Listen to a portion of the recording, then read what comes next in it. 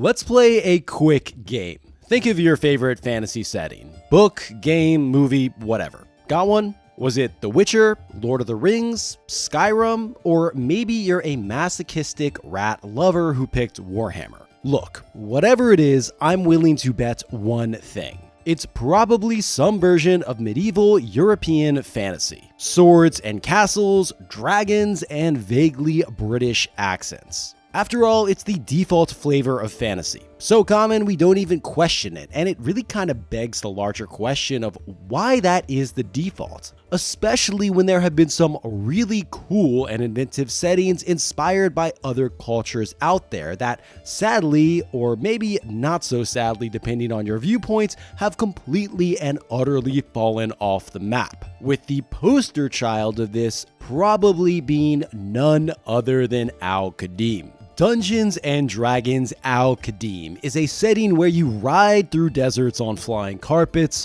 bargain with genies in smoke-filled bazaars, and defend your honor with scimitars. It's full of sweeping stories straight out of Arabian Nights, but with a legacy that's, well, extremely messy.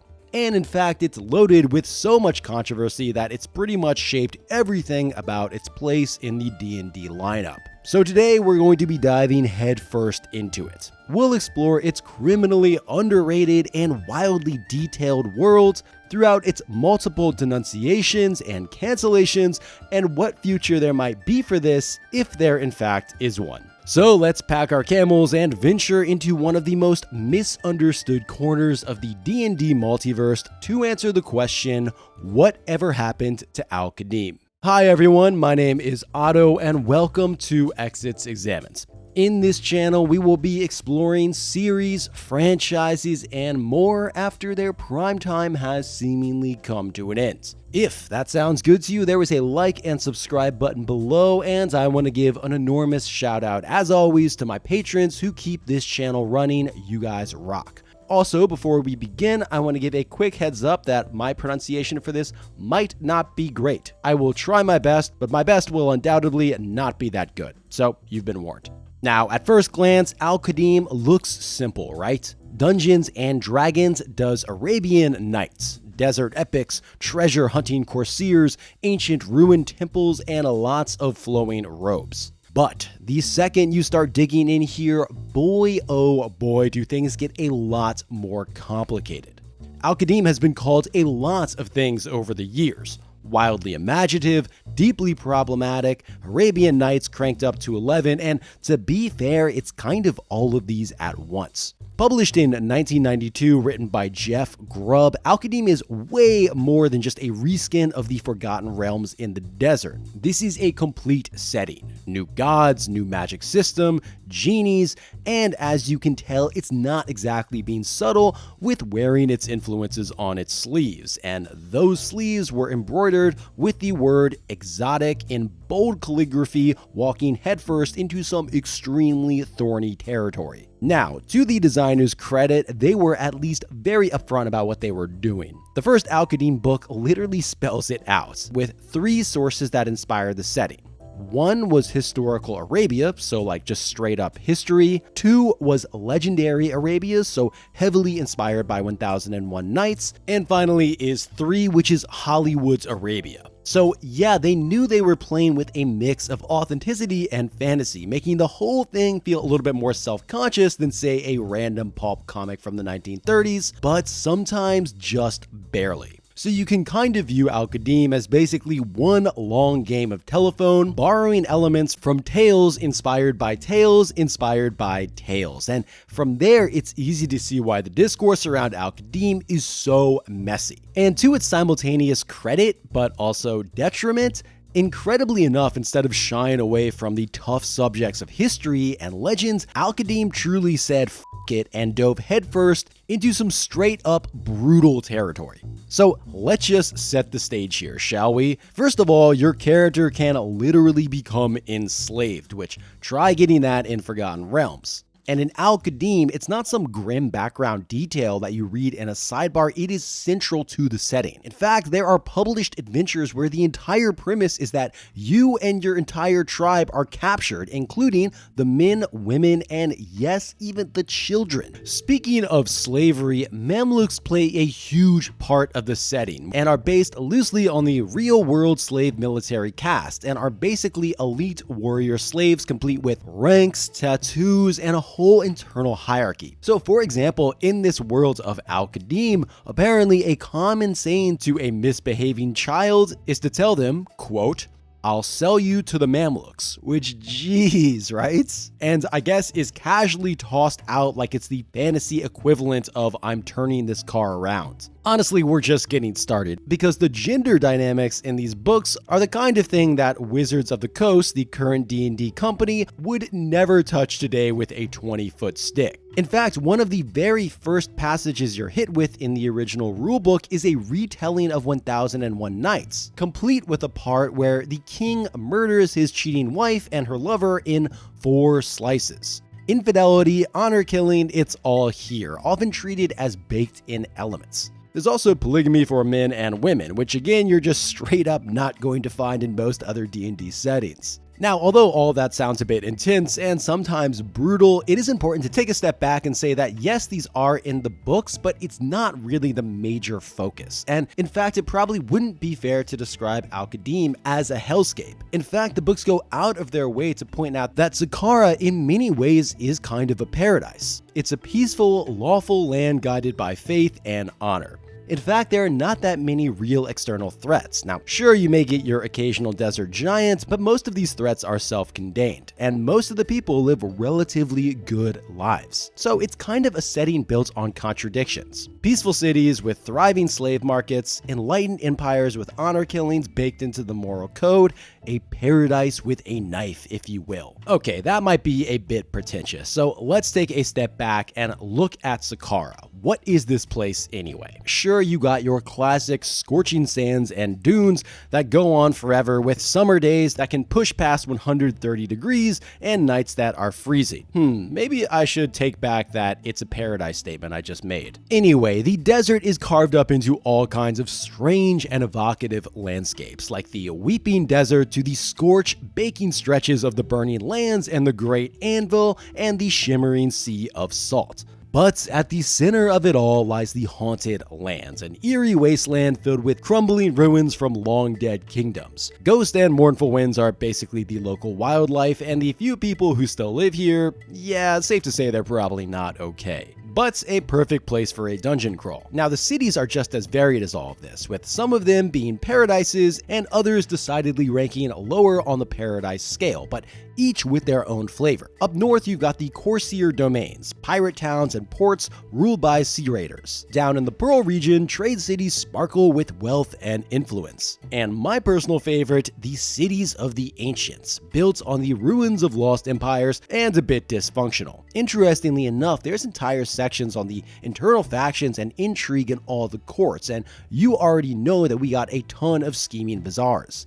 Viziers? How do you say that word? Wow, that's really embarrassing. It's a vizier. I wonder how many people freaked out in the comments. Okay, going back to it, what's really interesting about all of this is that Al-Qadim isn't like its own separate universe or world or pocket dimension or whatever. Technically, it is part of the Forgotten Realms, just really hard to get to. Now, you can bet your finest camel that the people here are just as wild and varied as the land itself. Zakara is a true melting pot. Elves, half-elves, gnomes, I mean, you could even have barbar orcs, all kinds of races mixed together. And just to give you an idea of how detailed these books are, the populations of each city as well as the percentage of demi-humans in them are described down to the percentage, which is really cool. Actually, compared to most D&D settings, it's pretty egalitarian, which is a refreshing change of pace and goes to show just how enlightened the people here actually are. Now, this does kind of make sense because the land of fate, as it's known, is all one country, but it's important to say that it's not all kumbaya.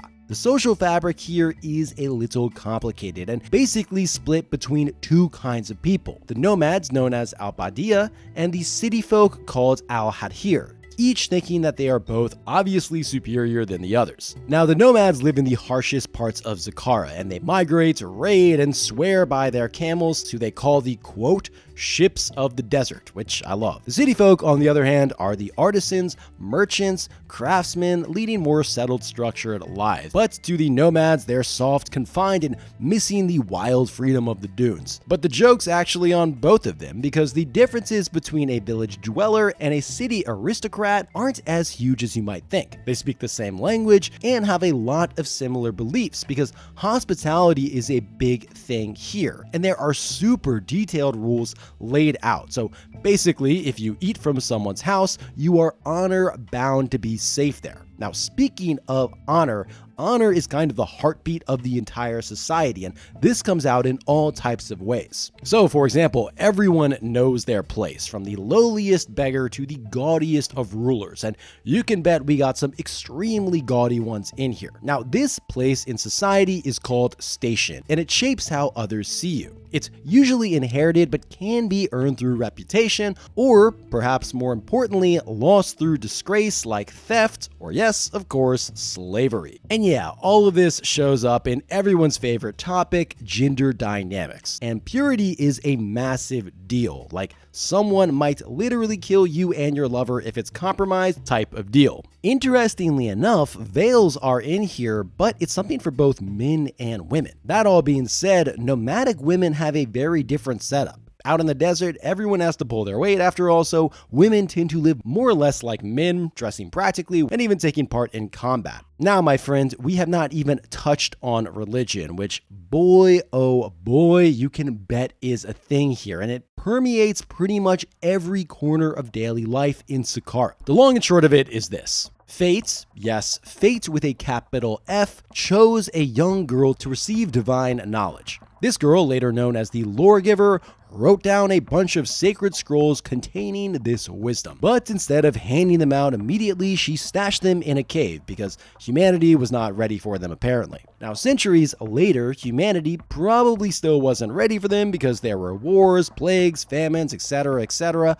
But anyway, a young man found the scrolls and used them to unite the lands, which, yeah, if that sounds a little on the nose with real-world parallels, you're not wrong. But all of that begs a question. What actually is fate? After all, the whole setting is named after it. Well, according to the lore, fate is described as, quote, like a goddess, yet not a goddess, which whatever that means. Now, a lot of fans speculated that she's an overgod, a kind of cosmic being who exists above the regular pantheon. And yes, there is in fact a whole pantheon situation in here. In fact, a big one. There are pages and pages describing each god. The goddess of truth, the god of independence, and then you got my personal favorite, the forgotten savage gods. These are ancient deities from before Fate's time. So we got Lotha, a human-headed spider worshipped by evil elves.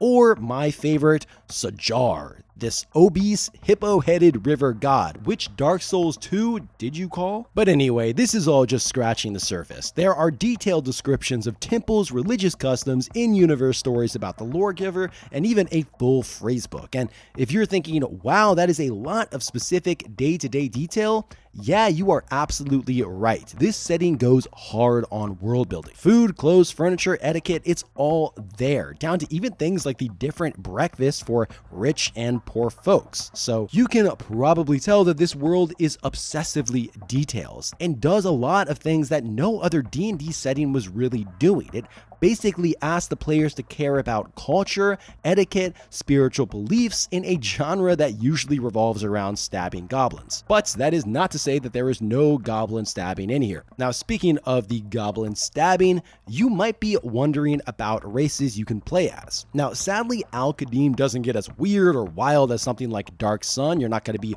rolling up as a mantis man in a slave pit, but if you want to play a dwarf, elf, gnome, halfling, half-elf, or human, go for it. You've got all your standard options. But hey, what Al-Qadim lacks in wild and wacky races, it more than makes up for in the class department. You got the corsair, camel desert rider, and naturally there's also room for assassins with direct nods to the hashishim. Now, if you're boring and want to stick to your regular D&D stuff, sure, you can do that too. You can play as an outland warrior, which is a way to import a character from a more traditional D&D setting like the Forgotten Realms and drop them into Zakara like some confused fantasy tourist, which works great for fish out of water stories. And of course, this wouldn't be Al-Qadim without some seriously thematic, over-the-top magic. Now, yes, you've got your standard wizards and sorcerers, sure, but the real stars of the show, in my humble opinion, are the Shahir. They're basically a genie wizard and can summon genies, bind genies, trap them, or call in favors. And if they're powerful enough, they can even score an audience with the rulers of the jinn.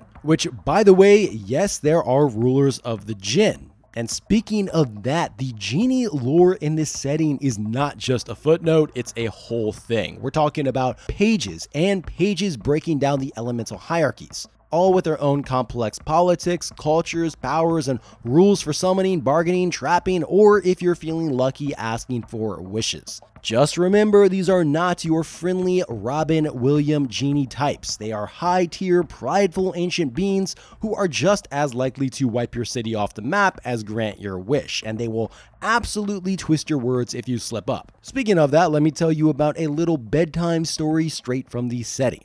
Now, once there was a rebellious desert sheik who once tried to conquer the greatest city in all Zakara. His army made it to the outskirts until they were met by a lone Shahir. The Shahir politely warned the sheik to turn back. Now, the sheik was the kind of guy who doesn't take advice and rode him down and killed him on the spot. And that's when the genies showed up, and then proceeded to obliterate the sheik's army, each competing with each other to see who could kill the most soldiers in the flashiest way possible, which were presumably both equal parts horrifying and hilarious. Now, all of that may sound cool, but don't worry if you're a boring, regular spell-slinging wizard. There's still plenty of fun to be had in the magic department. Al-Qadim is full of spells tailor-made for the desert and its dangers, and some of them are just straight up awesome. You got spells that let you summon a sand lion or turn sand into a bladed weapon, and if that's not enough for you, you can even enlarge a desert creature, because if there's one thing worse than a giant scorpion, it's an even bigger giant scorpion. As far as proficiencies, you got flavorful and functional ones like Desert Survival, and also I can't tell you how much I love this, but begging is one of the skills, which narratively and mechanically I feel like I would excel at after asking people to join my Patreon every week. In a similar vein, there's also haggling, which again is a whole thing in the setting, with detailed mechanics and all types of fun magical artifacts to buy. So that all sounds fun and great and dandy, right? But now we've got to talk about the elephant in the room, because let's be real, anytime someone so much as mentions Al-Qadim, someone else immediately climbs up on their car and screams problematic at the top of their lungs. Now, normally I'd steer clear of this kind of thing because it just always turns into a mess. But the truth is, every time this setting comes up, this conversation comes with it. And spoiler alert, it's also a big reason why Wizards is probably never going to bring back the setting in the modern day. So yeah, let's rip this band-aid off. So to sum up the main criticisms of Al-Qadim over the years, a lot of people feel like it parodies real-life historical cultures, often simplifying them or getting key aspects wrong, especially considering none of the original authors were from these cultures. There's also frequent mention of exoticism and Orientalist cultural appropriation, the aspects of slavery, honor killing for infidelity, and some of the gender dynamics like ideas around purity, and it's all no surprise that the setting has rubbed some folks the wrong way. Now, there's actually been podcast and video essays reading through this moment by moment and critiquing it through this lens. I do think it's important to mention that a lot of these criticisms weren't at the time of release, and many of these happened relatively recently in the past 5 to 7 years, which is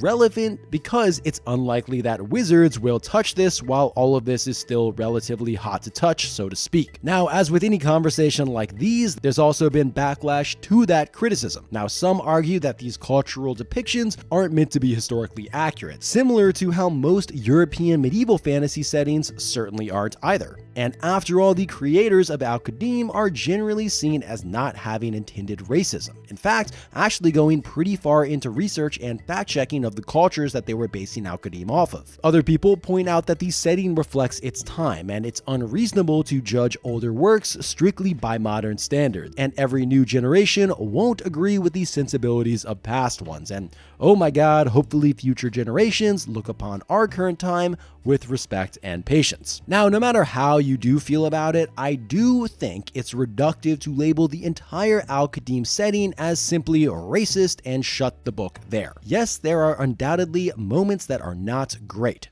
but there's also a lot of beautiful, creative, and genuinely cool material in here. Now, that doesn't erase the issues, of course, but like any piece of media, it's nuanced. I know that's crazy to say because the word nuanced often gets lost online these days, but it's impossible to describe Al-Qadim in one sentence. And if you do describe it in one sentence, at least read the entire book before making your own judgments, which I swear should be like a punishable law. If you critique something, you should read the entire book before you critique it. Okay, hopping off my soapbox. The point I'm getting at is that there is a lot to work with in here, with some really cool opportunities, and I do personally think it would be a shame to throw the baby out with the bathwater, so to speak, and just throw out the entire thing. Okay, but let's put a pin in that now and move on to the not less confusing worlds of how Al-Qadim fits into the larger history of D&D and TSR. And to understand how Al-Qadim happened, we gotta go way, way back, baby.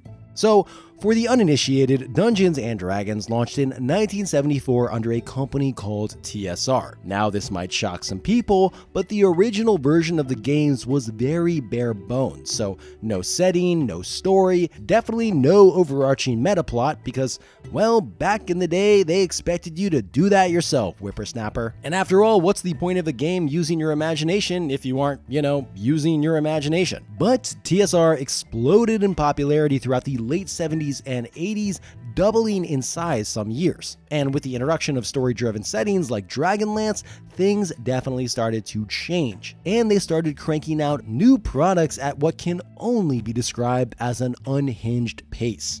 Now, at one point, they were releasing new settings and supplements in the double digits every year, and let's just say it was a mess. The rapid-fire publishing strategy was just not sustainable and eventually led to TSR crashing hard, with everybody's favorite company, Wizards of the Coast, swooping in to buy it all in 1997. But the beautiful silver lining of this is that during those chaotic years, we got some of the most beloved D&D settings of all time. Because essentially the team was just throwing settings at the wall to see what would stick, and they were taking some big swings. Out of that corporate dumpster fire, we got some of the undisputed coolest settings and out of left field settings in D&D like Planescape, Dark Sun, and yes, Al-Qadim. So as far as how Al-Qadim actually came to be, it was actually all very deliberate. Now, originally it was dreamed up by Jeff Grubb, and as you could probably tell, the research went way deeper than you might expect. We're talking about detailed write-ups on how to ride a camel, entire sections on how coffee is brewed in Al-Qadim. Now, Grubbs wasn't new to this. He was a TSR veteran with credits on the Forgotten Realms, Spelljammer, and Dragonlance, and interestingly, while Al-Qadim was in the works,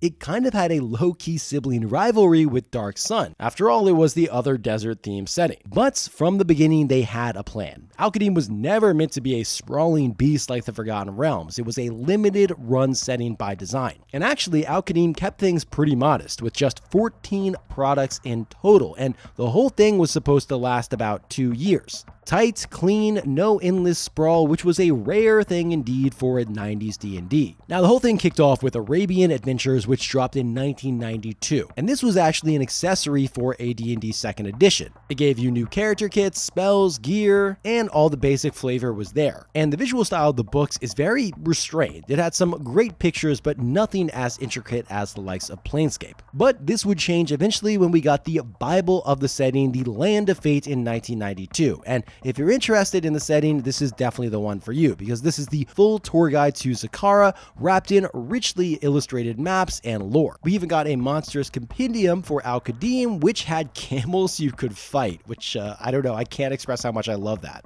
Which I'm not endorsing camel violence, by the way. Anyway, getting back to it, from there, TSR got to work pumping out Al-Qadim adventures over the next few years. And there were definitely some standouts, like Golden Voyages in 1992, leaning heavily into seabound adventures with treasure maps, mysterious islands, and all kinds of nautical chaos, of course inspired by Sinbad. Then you got Assassin Mountain, which, as you can probably guess, dove deep into the lore of the fantasy assassins, pulling straight from the legend of the Old Man of the Mountain. Now, there were some other great books in here later, like the City of Delights in 1993, but by 1994, TSR was slashing product lines left and right, and unfortunately Al-Qadim was one of the casualties, which is a shame because they were just starting to expand beyond the core of Zakhara. Now, the final official product, Caravans, came out in 1994, marking the end of Al-Qadim's third year. But actually, at one point, TSR even asked for a roadmap for year 4, and the idea was to keep building out the world, and one of the planned supplements was going to be called Terror of the Yakmen, which honestly sounds kind of amazing. But we now know that TSR ultimately passed on year 4, and after that, Al-Qadim just sort of vanished. Turns out that even though the setting was no longer being published, it actually had a bit of a second life through the RPGA, that's D&D's organized play wing.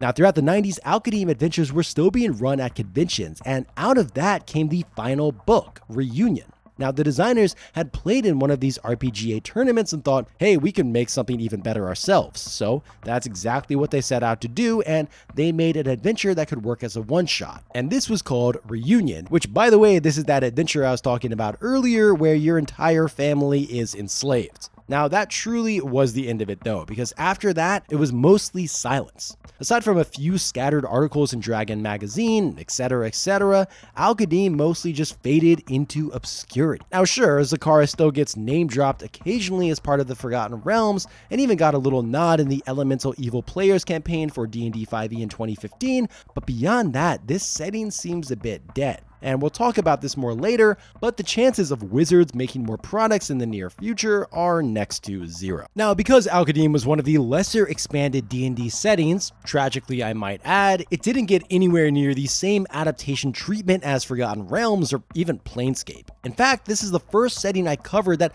doesn't even have a single novel, which is honestly a shame because Al-Qadim has the kind of flair and flavor that could make for some great stories. That all being said, it did get one video game, Al-Qadim: The Genie's Curse, released in 1994. You play as a strapping, and I do mean strapping, young corsair. Seriously, he looks like he walked out of an 80s romance novel. But anyway, just before his wedding, a magical storm hits, and his bride-to-be is swept overboard, and your family gets blamed for the disaster. Oh, and by the way, someone's taking control of your family's genie. So now it's up to you to find your bride-to-be, clear your family's name, and stop an evil scheme. You know, classic Tuesday. The game itself is more of an adventure puzzle hybrid than a full RPG. Kind of think Zelda, with the combat in real time, and technically it does have stats, but they don't really matter. It also had some questionable stealth sections, some actually really solid puzzles, and a few genuinely fun set pieces.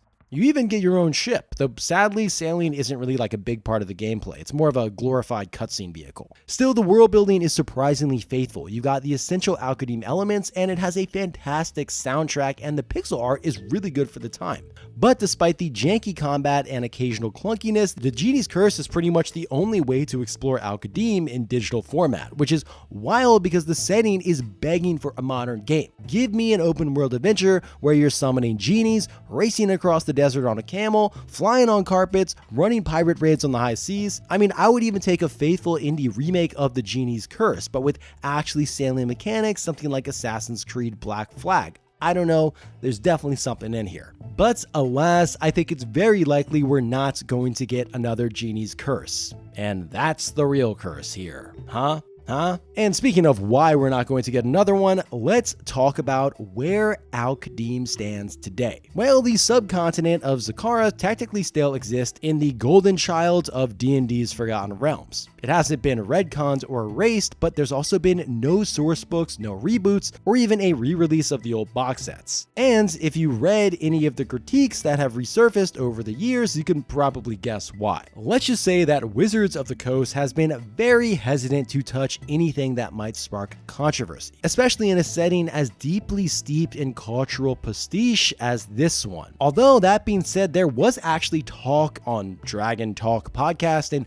2014 from some people who worked at Wizards about how they were hoping to bring the setting back, but since then actually they've all left the company. And in today's D&D landscape, where safer, more popular settings like the Forgotten Realms, Ravenloft, and even Spelljammer are dominating the stage, a full revival of Al-Qadim seems, let's be honest, extremely unlikely. Most modern D&D settings have never even heard of Al-Qadim, let alone played it.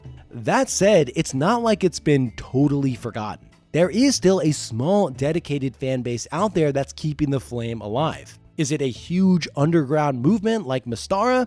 Not really. The online communities are pretty tiny, and the last time I checked, the Al-Qadim subreddit had maybe 300 people, but there is passion here. The biggest and arguably best known fan project is Adventures in the Land of Fate, which is basically a 5e compatible reimagining of Al-Qadim available on DM's Guild, and honestly, it's pretty impressive and manages to preserve a lot of the original setting's flavor and charm while also updating the tone and presentation to be more in line with modern sensibilities. There's some great art, and much of it is actually drawn from Creative Commons sources to my understanding, but the whole thing just feels like a real labor of love. If you're curious about exploring Sakara through a modern D&D lens, this is probably the best place to start, and I'll drop a link below. There's also been a bunch of other fan-made adventures out there which are totally free. So yeah, Al-Qadim might not be making any official comeback anytime soon, but it's not like it's totally buried under the dunes, so to speak. And in a way, it's kind of amazing that this odd little setting has managed to stick around at all. And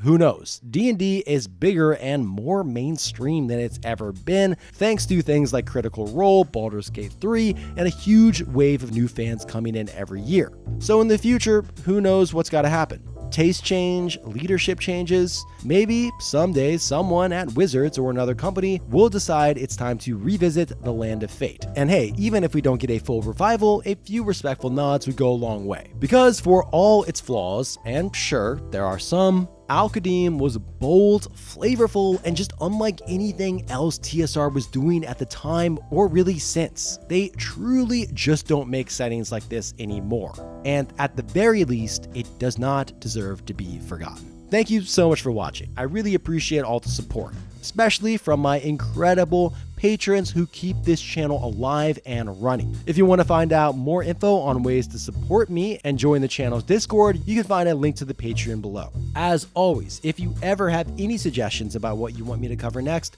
please drop a comment. It's always really cool to hear what you guys have to say. Anyway, thanks so much. I hope you have a great day, and I'll see you next time. Bye.